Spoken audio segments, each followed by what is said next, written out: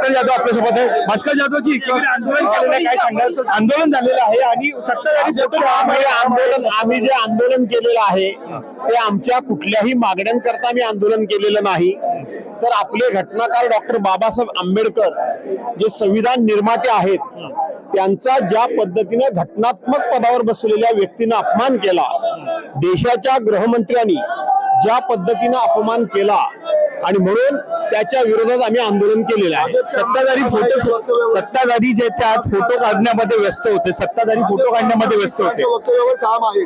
आज सत्ताधारी फोटो काढण्यामध्ये व्यस्त होते, मात्र आंबेडकरांच्या संविधानाबाबत नेहमी ते वक्तव्य करत असतात, मात्र या आंदोलनामध्ये ते सहभागी झाले नव्हते. असं आहे की हे फार खेदजनक आहे.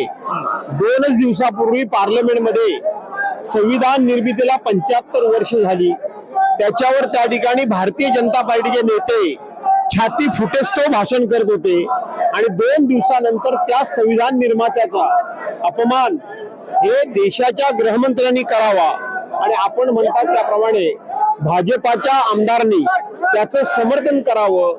याचा अर्थ भाजपाच्या एकंदरीत मंडळीला या डॉक्टर बाबासाहेब आंबेडकरांबद्दल किती राग आहे, किती तिरस्कार आहे हे यातून स्पष्ट होतं. छगन भुजबळांना आता भाजपमध्ये जावं असं छगन भुजबळ समर्थक बनत आहे, कुठेतरी राष्ट्रवादी आता विलीन होताना पाहायला मिळेल का भाजपमध्ये?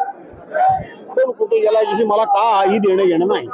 ज्या प्रकारे ज्या प्रकारे तुम्ही संविधानाबाबत नेहमी म्हटलं जातं, कर्नाटकमध्ये काँग्रेसचे आमदार बोलत आहेत की मुंबई केंद्रशासित करावी जर बेळगाव तुम्हाला केंद्रशासित करावं असेल तर. असं आहे की कर्नाटक मधल्या आमदारांनी जे वक्तव्य केलं त्याचा आम्ही जाहीर निषेध करतो.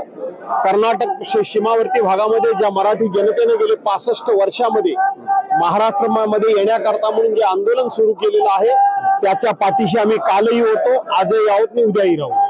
अलमट्टी धरणाची उंची आता कर्नाटक सातत्याने वाढवण्याचा प्रयत्न करते, गती देते.